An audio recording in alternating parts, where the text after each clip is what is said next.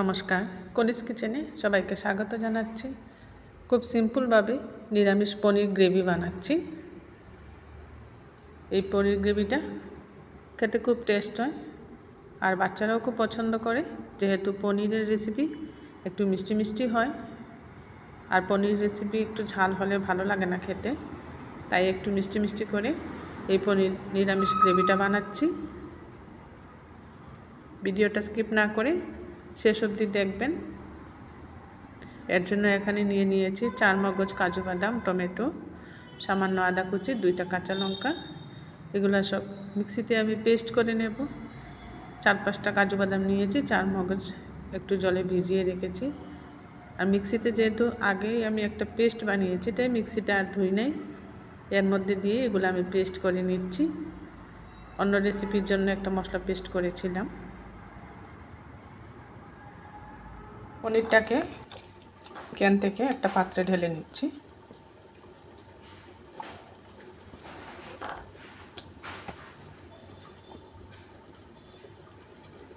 এখানে প্রায় 450 গ্রাম পনির নিয়ে নিয়েছি। একটা কড়াই বসিয়ে দিয়েছি, এর মধ্যে দিয়ে দিচ্ছি রিফাইন্ড অয়েল।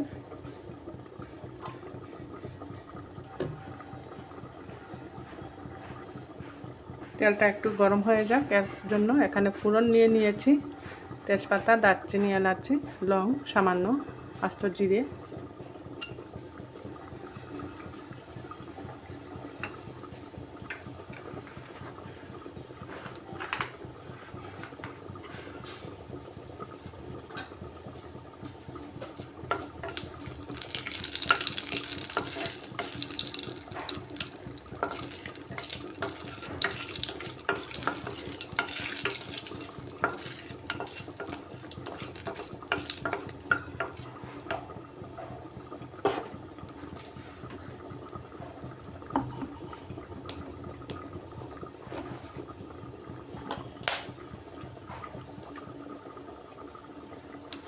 এর মধ্যে দিয়ে দিচ্ছি মিক্সিতে যে পেস্টটা বানিয়ে রেখেছিলাম, 4 মগজ কাজু বাদাম, টমেটো, আদা দিয়ে এটা দিয়ে দিচ্ছি।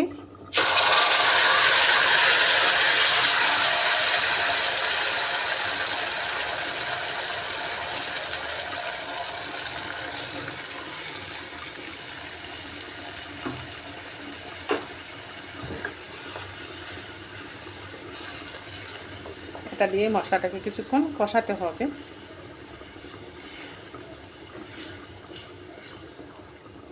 এইভাবে একটা গ্রেভিযুক্ত পনির বানাচ্ছি।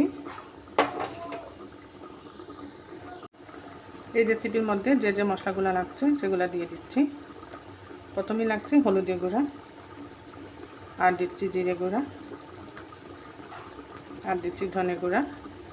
এখানে লাল লঙ্কা দেবো না, কাশ্মীরি লাল লঙ্কাটা দেবো কালারের জন্য।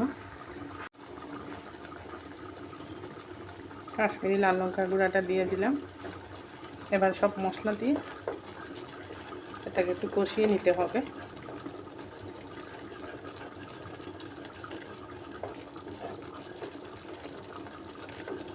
গ্যাসের হিটটা একদম কম করে গ্রেভিটাকে একটু কষাতে হবে, তা না হলে খুব ছিটকবে। এই যে ছিটকচ্ছে। গ্যাসের হিটটা একদম কম করে দিয়েছি আমি।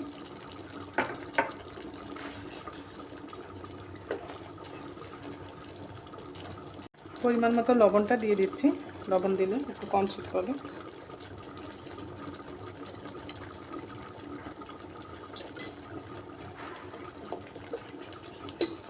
লবণ দিয়ে মশলাটাকে এখন কিছুক্ষণ কষাবো।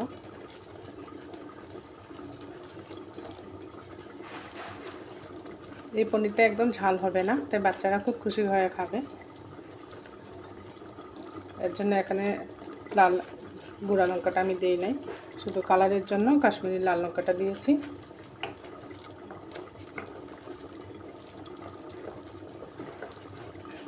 আর একটু সময় কষিয়ে নিই খুব ভালো করে মশলাটাকে। খুব সহজ বানানো এই পনির রেসিপিটা।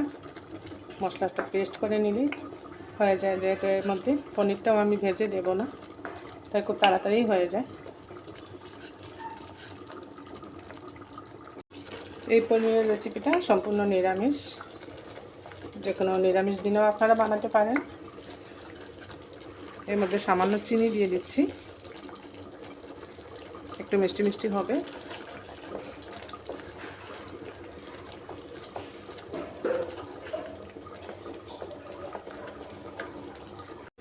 মশলা থেকে দেখুন খুব সুন্দর তেল ছেড়ে আসছে, মশলাটা বুঝতে হবে কষানো হয়ে গেছে। এই পর্যায়ে পনির দিয়ে দিচ্ছি।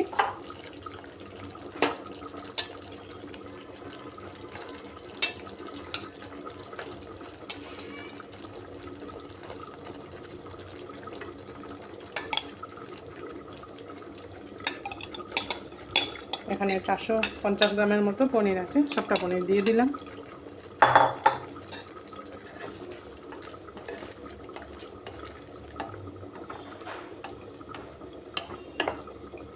পনিরটা দিয়েও একটু সময় কষিয়ে নিচ্ছি মশলাটাকে।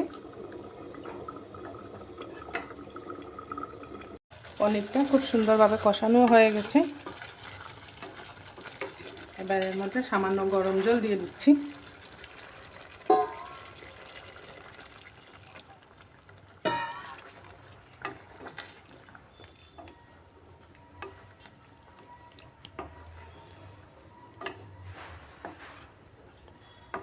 একদম শুকনো করে বানাবো না, যেহেতু এটা ভাতের সাথে খাবো, তাই একটু গ্রেভি থাকবে এর মধ্যে।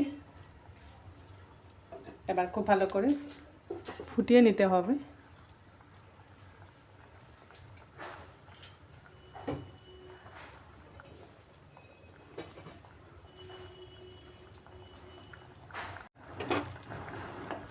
দেখুন পনিরটা খুব সুন্দরভাবে হয়ে আসছে। এবার দিয়ে দিচ্ছি গুঁড়ো দুধ। গুঁড়ো দুধটা দিয়ে খুব ভালো করে নাড়িয়ে নিয়েছি। এবার নামিয়ে নেব। সামান্য কসুরি মেথি আমি হাতে এইভাবে ডলে দিয়ে দিচ্ছি।